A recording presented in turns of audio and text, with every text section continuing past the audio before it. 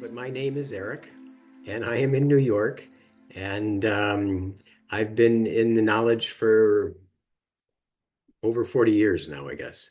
And so you would assume that I would be able to share something, and I'm going to try to share something, but I want to give us a chance to all have the same kind of jumping off point, beginning. And so I'm going to share a short little video. And the translators, I think, have 2 minutes free. And so I will share this. It's kind of a classic character, but it is Superman. So let me see if I can get this going. Share this. It's a little dramatic, but I'm sure you'll think it's fine.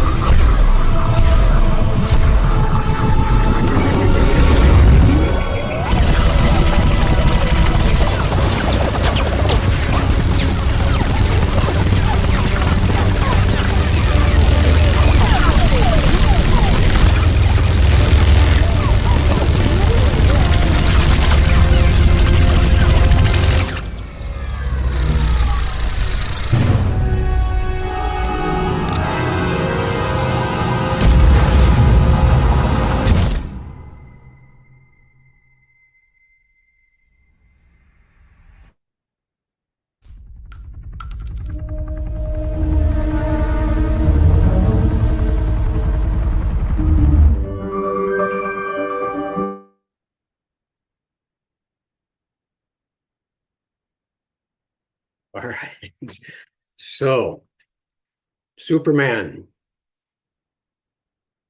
being shot with bullets. An example, in one way, of being bulletproof. And in that little clip, the very end where he gets shot in the eye and kind of looks down, I'd like you to hold on to that image, that scene.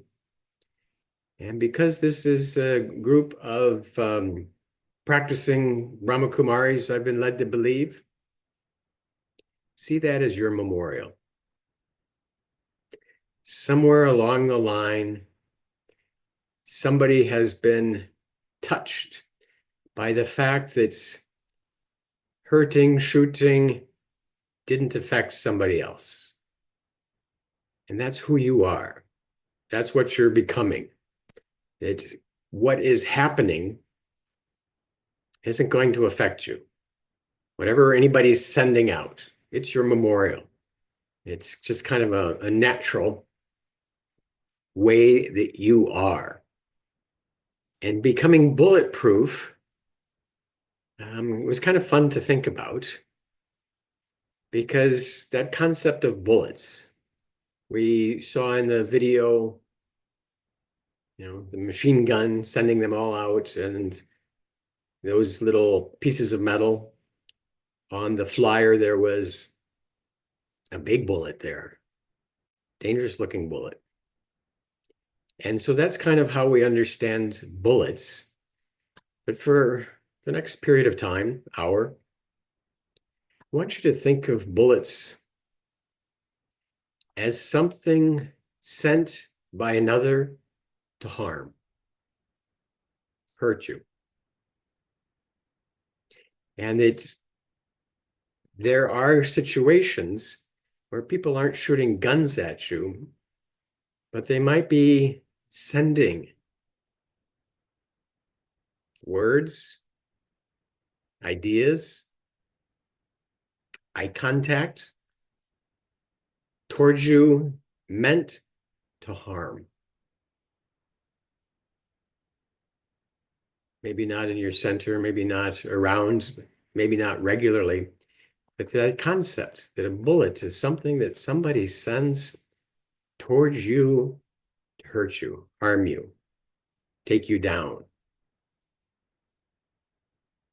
And if we start to see that, then we can start to recognize what actually happens. Where's that coming from? Because we have to protect ourselves. And when we practice meditation, we get power, and maybe that's part of our shield. But if we can start to think about that process, someone sending something your way, okay? Oftentimes it's words. Someone's going to insult you. They're going to say something. And I'm assuming in your life, people have told you things that have hurt. And those things typically come from an individual who is sharing what they have. And so if they're sharing their anger or their lack of self-esteem, they send that our way. The question is, does that penetrate? Does that enter into us? I hope you've heard this little story, but it's quite wonderful and illustrates what people do and why they do it. And it's a cup of coffee. And you have a cup of coffee. I don't know if you go to coffee shops much or at home or something, and you're carrying your coffee around and somebody bumps into you. Coffee spilled. Why is coffee spilled? Is the question. And oftentimes people would respond, well, this person bumped me. They weren't careful. I was, whatever the reasons are, but those are all reasons and excuses. It's not the truth. The reason coffee was spilled was because coffee was in the cup. Whatever's inside of us comes out.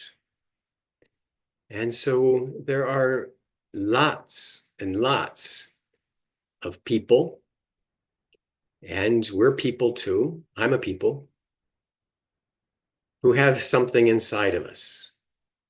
And when we get bumped, or when there's an accident, or when there's a situation, whatever's inside of us comes out.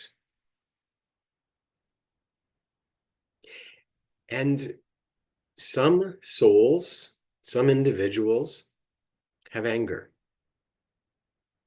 They grow up in an angry family.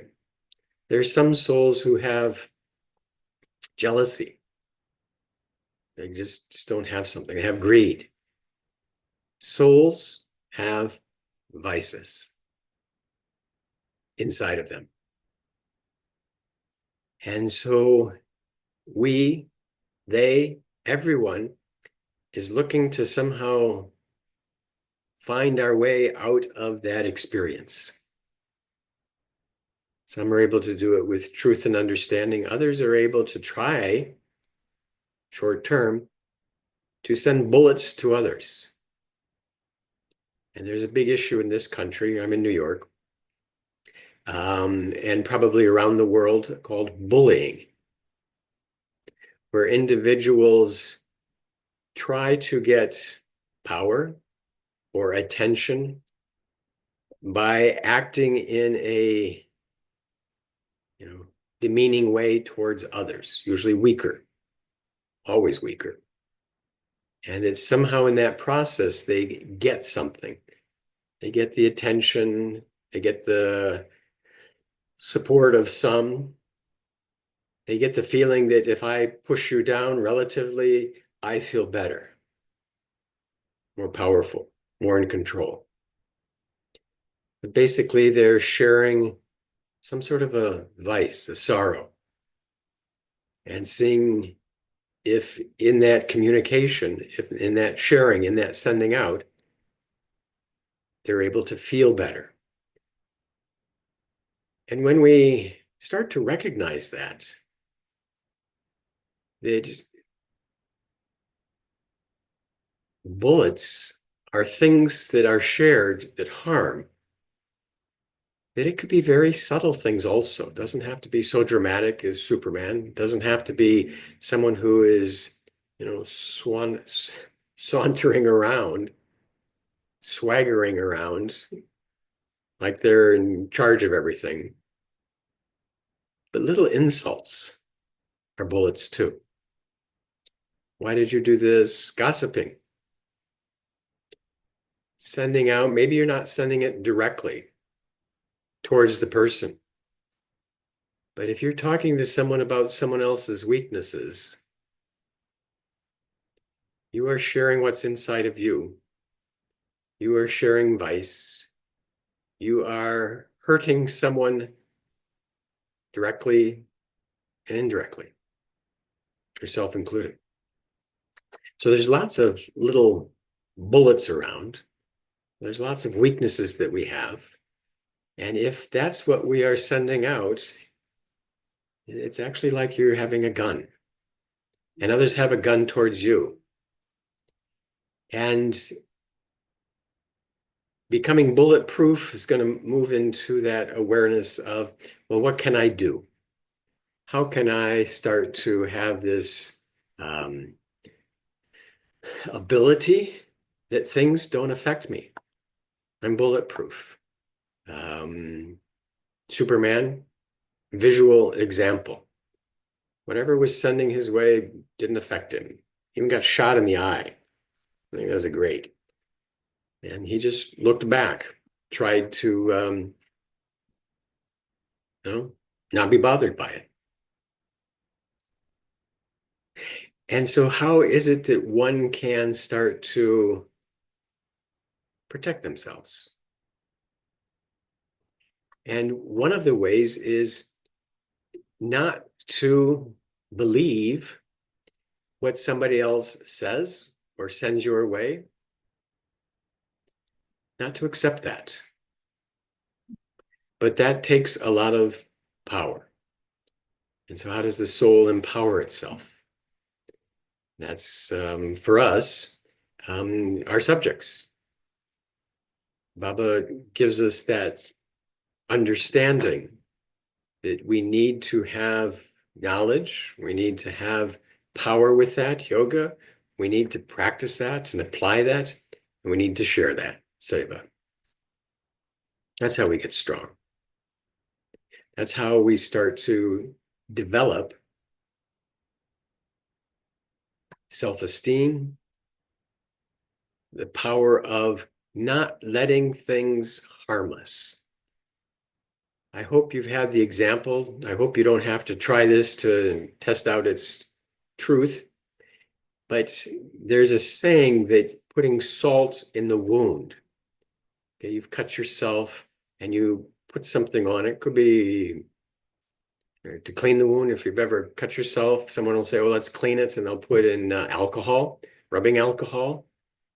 The feeling of that, salt in the wound, rubbing alcohol in a cut, it might purify it, but it hurts. But it only hurts where you're cut. And so there's a weakness there. There's an opening there. There is some sort of penetration that's available for something else to enter.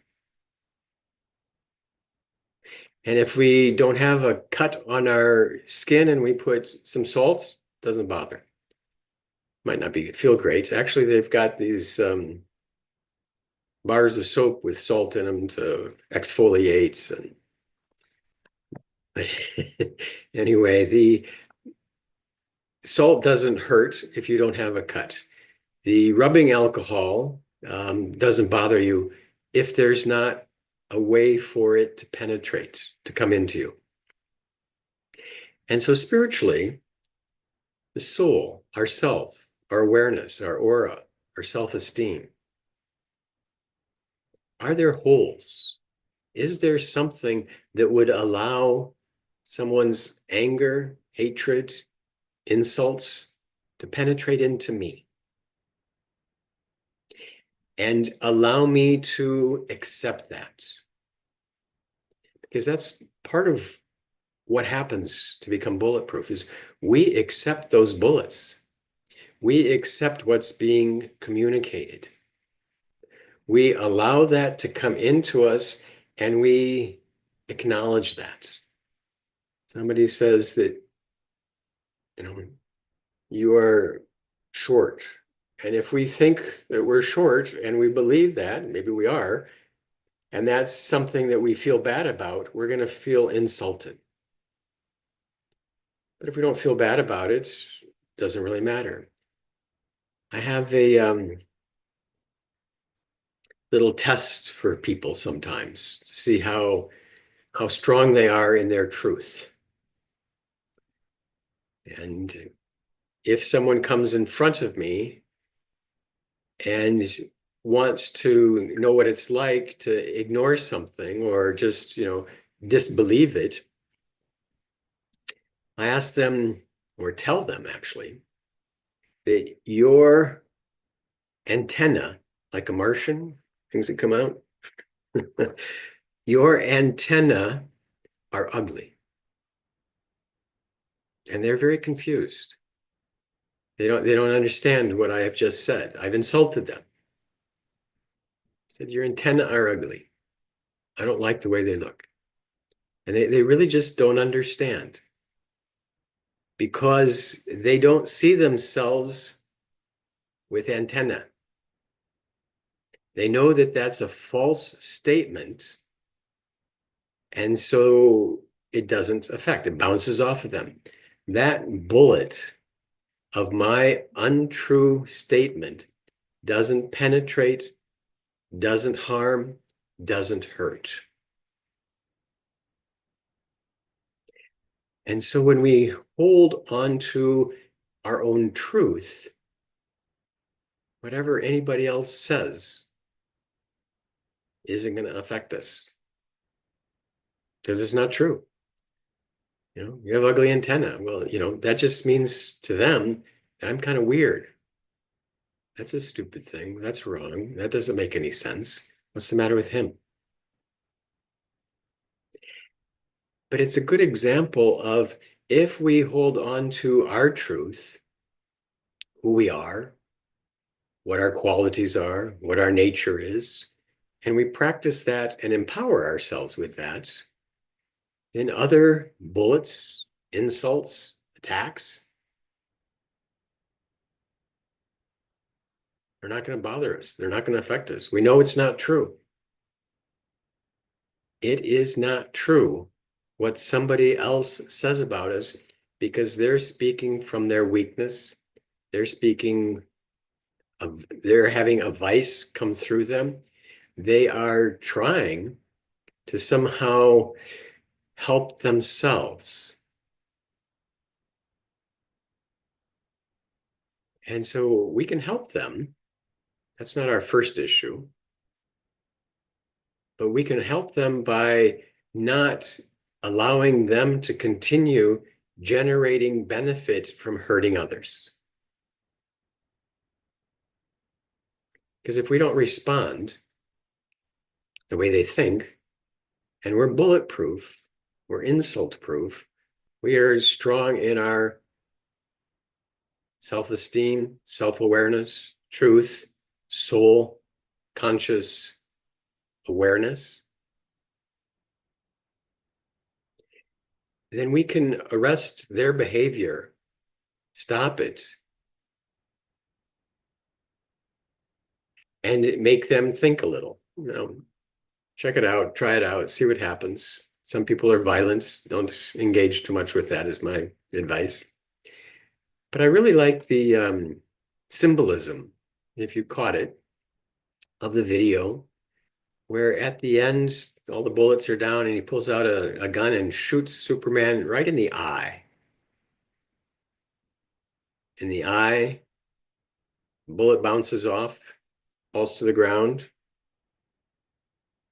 And then our vocabulary, what he did was to give drishti. And he kept his self-awareness and kept that elevated awareness of the other.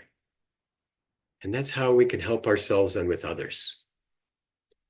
Recognizing that we need to have that practice, power, development, and training. Who am I? What does it feel like to be me? And in our Murlis, Baba gives us all sorts of ways to transform, to become bulletproof, to be able to hold on to our own experience so that when somebody says something that's not true, that's their choice. They can talk about me, they can say whatever they want, they can try to bring me down.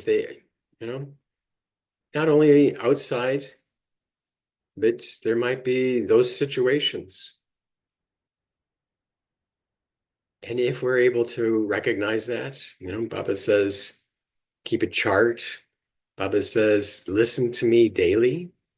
What's inside of me is going to come out. If I have peace and love and elevated perspective and an understanding of time, those little things are just going to bounce off of me. Superman is your memorial. You have God's power and nothing is going to penetrate that. Not from the outside. Who am I? What are my qualities? What is my truth? And if someone presents me with something, it's just not going to happen. That's not me. That's not how I work. There's a little other elements. I've got a couple things I might want to share, watching time. Excuse me. Bullets from the outside are one thing. We understand that why it's coming. We have a sense of how to protect ourselves from external. But the trickier ones are the bullets that you send at yourself. Bullets, something that comes to harm. And we've been warned about that. Don't hold on to your weaknesses. Don't dwell on mistakes. Don't chant what is wrong in your stage. Where did I see it just recently that it took Brahma Baba 33 years to master everything. Daddy Janki, they all spend a long time working on themselves, holding God's vision for themselves. It doesn't come immediately. I wish I could say that I'm perfect after 40 years.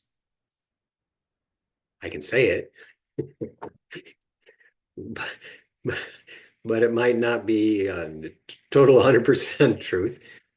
Baba says everybody's got something they're working on. I heard something recently also that at this time, everybody's in pain. Some is physical, some is emotional, some is spiritual, but everybody's got something inside of them that's causing them sorrow. And that's true. It's Maya's kingdom. Maya's there, all sorts of things. You might not even be aware of it. But if we start to recognize that, do I have an elevated vision? Do I believe Baba's versions? Do I believe how he sees us? And can I hold on to that truth? Because I'm not my circumstances, I'm not my situation, I'm not any of those items that often build an identity. And I'm assuming most of you have shared that concept with others. You're not your body, you're not your money, you're not your shoes, you're not your things, you're a soul, you're a spiritual being. And so, do we nurture that for ourselves? I am elevated. I am a spiritual being. I am a deity. I am a child of God. I am loved by all. Is that what's inside of us? Is that what we practice? Are we able to stabilize in that thought and create that experience and move that into our being so that I don't shoot bullets at myself, that I don't kill myself, I don't take myself down? How quickly can you forget a mistake that you make? Not ignore it, identify it, see it. Oops, let me do better next time. Let me move on. Let me not hold on to this.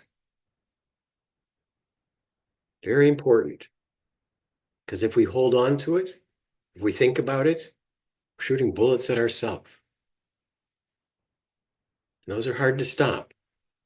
And once you start, that gun that the other guy was using was pretty amazing. Shot a lot of bullets. I think they called it a Gatling gun at one time. I'm not sure what they call it now. But it's hard to get out of that. And how to get out of that is not to start. We've done things, we've been somewhere, we all have a past. Baba knows that. He doesn't care. But today, now, who am I? What's my truth? How do I hold on to that? How can I use my charge, listen to the class, practice these things, keep this in my mind? And other things aren't going to penetrate. I'm going to become bulletproof. I'm going to allow myself to just let go of those things. I have to recognize what they are. I have to recognize what they can do. And I have to recognize what I need to do if I am no longer going to follow. I'm going to hurt myself. I'm going to share another picture. I'm going to set this up a little.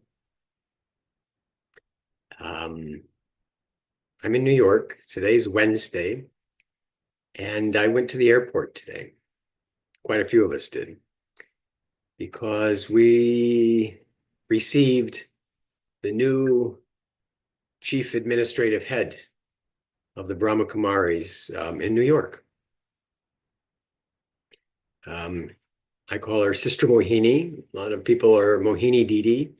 I like the term chief these days, although I think she's going to respond to Mohini Didi best.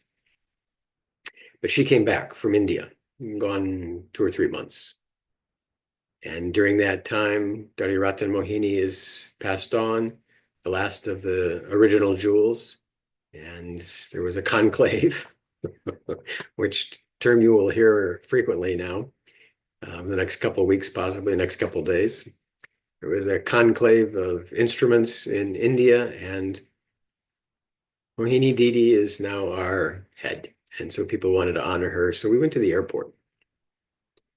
I took a car and waited until she came out. There were some who had balloons. There were some who had flowers. There were some who had excitement. I stayed in the car, and the airport's under construction. And so there's a lot of officials, traffic employees, keep moving, don't stop here. And they were pretty active today. It was not necessarily one of those situations that I enjoy being a part of. And I had dropped someone off and was making a loop and sitting out waiting for a call. And the airport, Kennedy Airport, if you've ever been to New York International, under construction. They're rebuilding it. So roads are this way, detours are that way. 3 lanes go down to one. It's kind of a mess. And so they called and said, please come. It's like, all right, you ready? I'm coming. And I kind of try to get there at the right time when they come out, so I don't have to deal with these people. And I'm just kind of sitting, waiting. There were a couple of us, but I was the first one there. And all I hear was driving a Lexus. Lexus, keep moving. I'm like, okay, all right. And then got to where I needed to, but I knew that if I didn't stop and stay there, and I had to go and make another loop, it was another 15 minutes. Didn't want to do that. Wasn't going to allow that to happen. So as I kind of sat in the place I'm not supposed to, and they wanted me to move along, someone came up to the window and said, did you drop somebody off? Like, I looked in the empty back seat and it's like, well, yeah. And then I engaged, well, gonna wait for someone. They were here and I got some of his bullets. You're not supposed to be here. This is only for this. He's trying to do his job. Nice person, but didn't want me to be there. I knew I wasn't supposed to be there, but I was feeling his words were there to harm me, not allow me to kind of hold on to what I wanted. So I got out of the car and started to just, engage in a conversation. You're doing a good job. It's very crowded. Just going to be here a minute. They're coming out right now. I was on the call. I got 2 phone calls. Be right there. And holding on to a way of looking at myself and him. It turned out that rather than argue, rather than give bullets back, to have that concept of seeing the other individual as someone who's there as a soul, as a friend, a service companion. And I don't know if he got tired, his boss came over and whatever, but this is kind of how it turned out. That when we were leaving, I said, no, give us a picture. Sister Bhumika is very good. She travels with us. Totally. Hmm? Can you see that? That's me with the airport official who had spent the last 10 minutes trying to chase us away.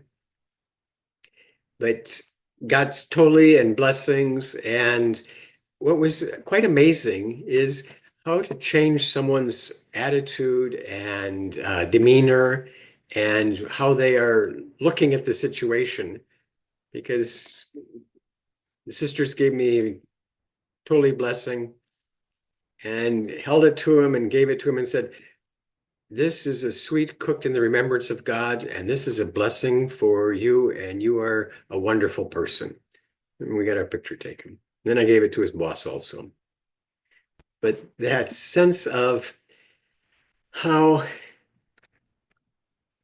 we can recognize somebody else's anger, energy, negativity, influence in our lives, and still hold on to our essence and our purpose. And just so you know, one of these things, does this work out? This is one of the totalies. I don't think you can see it too well. Put it right there. And Sister Mohini, we got totally in blessing, but this is the blessing I got today. I get a lot of blessings. You see others through the lens of purity, enabling you to recognize the wonder and grace of every being. And so that concept of who are we? We are souls. We are pure beings. We are holding that awareness, and bullets aren't going to affect us. We're going to have the essence and the presence to hold that quality and actually to see others that way. To see others in a way that here is someone who is actually going to benefit from my words, my presence, my vibration, because I'm a pure soul. I'm an instrument with God. And that kind of practice, awareness, is what the time is calling us for, to be bulletproof. Don't hold anything bad about yourself inside. Don't believe false statements from others. I was in a conversation taking a couple sisters to the airport, and one of them said that, her beginning story, somewhere along the line, that she was in Madhuban, didn't quite understand what was going on. But when Dadi Gulzar walked onto the stage, this was a Bap Dada meeting, there was a presence. There was something special. There was a truth that revealed itself to her, Dadi Gulzar, to this BK, at that moment and transformed her life. And that example's a little bit about the model that we should be. Do I have the presence that when I interact with someone, they know there's something special? So special they want to be around it to learn more. And whether that's on the street, whether that's at the airport, whether that's in a class, whether that's in a mirror. Is that possible for us to develop the power, take so much of Baba's energy into us, that's the life we lead and that's the service that we do? And so I'm going to pause here and say that it's about the time that I was told that there might be response or questions or a few things like that. So is that about right? The land of Turkey? Yes, um, we can, okay, they're not questions yet, but Okay. it was really, I mean, very powerful what you shared, especially at the airport in JFK. I would be terrified in your position. I know Okay. how difficult it is there. Keep moving, keep moving. Yeah, it's just Yeah, it's like hearing him. Really. I've been in your position, but you passed the test. That's good. yeah, I would rather deal with them than deal with Sister Mohini and Bhumika if they have to stand for an extra 10 minutes. Oh, yeah. Where were you? Why weren't you here? You should have been here. Yes. Okay, there is questions right now. It's difficult. One moment. Oh, hey, comes and goes. Yeah. What is it? It is difficult sometimes to come over the guilt factor. Please give some tips. Yeah, um, it is very difficult. And recognize that it is difficult, but see if you can hold that thought that this thought is not true. It isn't true. It's about you in the past, but you are in the future. And so it's not the same person. And so it doesn't apply. Let it go. There's a story of a young farmer's helper, and he was supposed to open the gate and let the cows go out, and then close the gate and let the cows, be in the range, and then open the gate to let them come in, and then close the gate when they came home. And one time he forgot to close the gate. And the farmer said, "You didn't do this. It's all wrong. You're bad. This is terrible." And he says, "No, no, no, no. It's just, I know what I'm doing. I just have to work on my timing." Okay. So that sense that he didn't hold on to an image of what he had done wrong, but he saw where he needed to improve. And when we are guilty, we've probably done something and we feel bad about it. But if we're able to look at that and say, that was the best I could do at that time, but now I will do better. Allow yourself to make mistakes. But I think Mama of the Brahma Kumaris would have said, it's okay to make mistakes. Don't make it again. Learn from them. Collect that experience. And so what we're guilty of, one of the biggest lessons I've learned is not to hold anything about yourself that pulls you down. Be truthful, understand things, recognize it, acknowledge it, but then try something else. Do something different. It's only a thought about what we've done. And if we hold on to it and we keep that, we're actually lying to ourselves. I'm not good. I made the mistake. I shouldn't have done that. I feel so bad. I hurt this person. Whatever we've done. But take that picture of Bap Dada and look at that and ask yourself, is that how he sees me? Am I holding a true thought, or does he hold the truth in his vision? And if we can recognize that our thoughts are about someone in the past, you've had 63 births of making mistakes, of doing wrong things, but you've moved on. And you're moving on at this time. Today's new. It's a new Murley. It's a new relationship. Let me hold on to that. Let me fill myself up with that. Let me do something now good.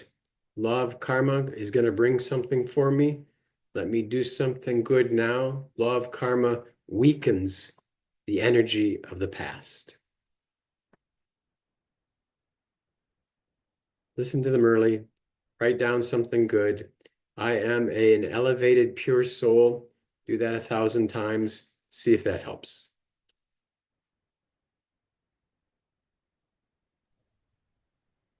Very nice.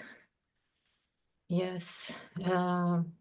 It's really very important to write down, I think, whatever we must write down, because sometimes we don't we feel, the guilt is very strongly rooted in ourselves, and we always feel that I made a mistake, and I don't know, sometimes we feel that we don't know what mistake we made, Yeah. and probably it has to do something with the karma between the souls. And sometimes we say, what is the mistake? And there is this. So if the bullet damages, If the bullet damages, if the words penetrate, if something happens to us, then that's a sign that we're still holding on to something that's not true. It's affected us. And so instead of saying, oh, I'm weak, I'm, suffering, it's like, oh, now I know that someone's jealousy or anger is going to penetrate and hit me. I need to do something about that. It's information. It's information about my status and my stage and how close I am to living in God's perception of me. Okay. I'd like to say that nothing ever affects me, but I feel when someone is doing something that I don't like, that they are sharing unconsciously or activating might be a better way of saying that, um, displeasure in me. I can feel that being offered. Now, do I speak about it? Do I act on it? Do I try to acknowledge it and let it go? That would be the way I do it, you know? There's a lot of activities that are happening in the world around me, sometimes inside of me, that I don't think are right. I don't agree. Why did I do this? Why did I think this? Why did this come? But if I can acknowledge that and not respond to it, um, then I'm going to feel that feeling of being bulletproof. I'm not going to be suffering. And if I can recognize it and choose to do something else, then, we like to say we pass tests. And so if something does affect me, then don't see that as a weakness, see it as a place to put attention. In New York, we've had spring weather, hot and cold, and one day it was gorgeous. Opened up the windows and let the air come in and kind of, spring freshness enters in. The next day, the temperature went down. There wasn't that same warmth. And so cold air was coming in. Now I had a choice. I could say, oh, the cold is coming in. Why did it get so cold outside? Weather shouldn't be like this. I could complain. Or what I actually did, went over and shut the window and solved that problem. So if bullets are going to come in, how did they come in? What did they do? How can I look at that? What is it in me that allowed that to come and experience and feel that? How do I shut that window? What can I do? And we each have our own windows. We each have our own places, but see it as information to respond to rather than complain and take that deeper into the self. So close your windows. The windows, exactly.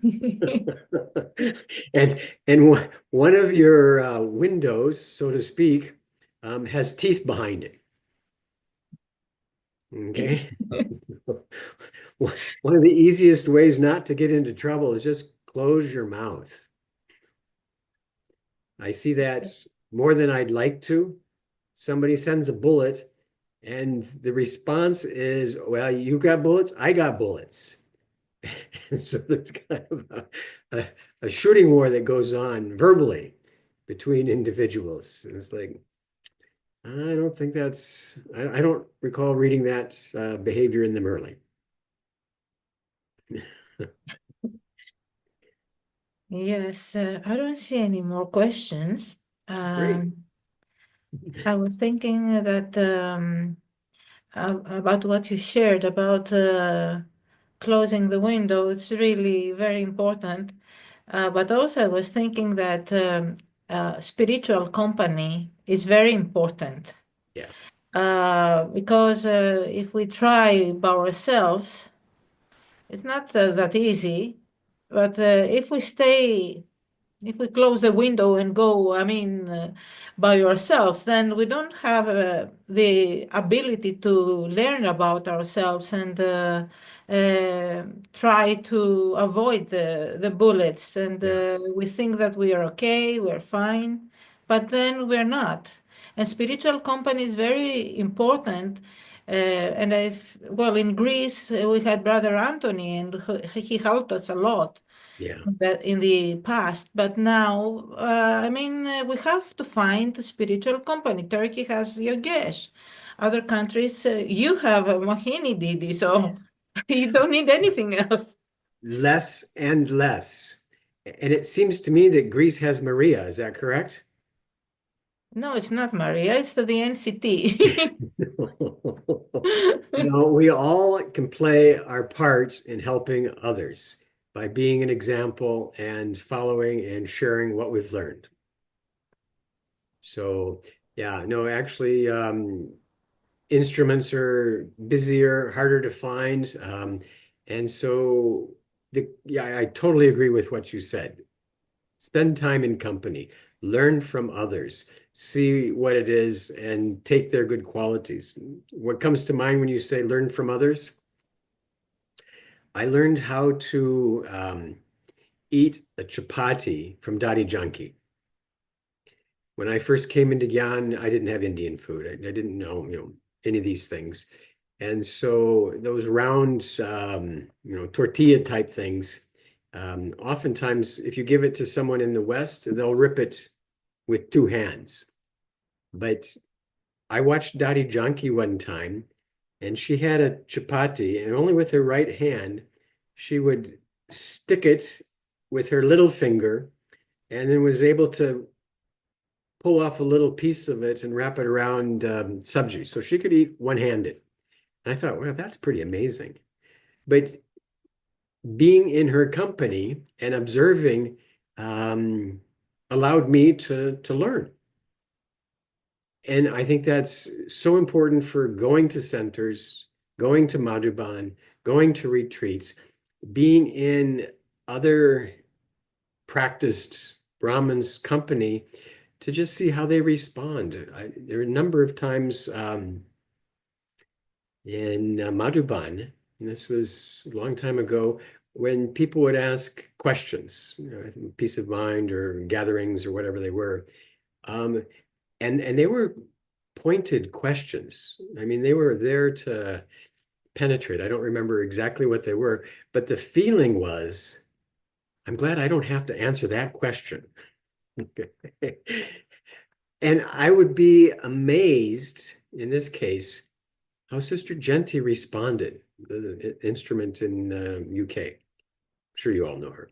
And how sweetly and, um, I want to say strongly, would have responded so that the person who came in with an attitude was satisfied and resolved, and it didn't break down into an argument or anything like that.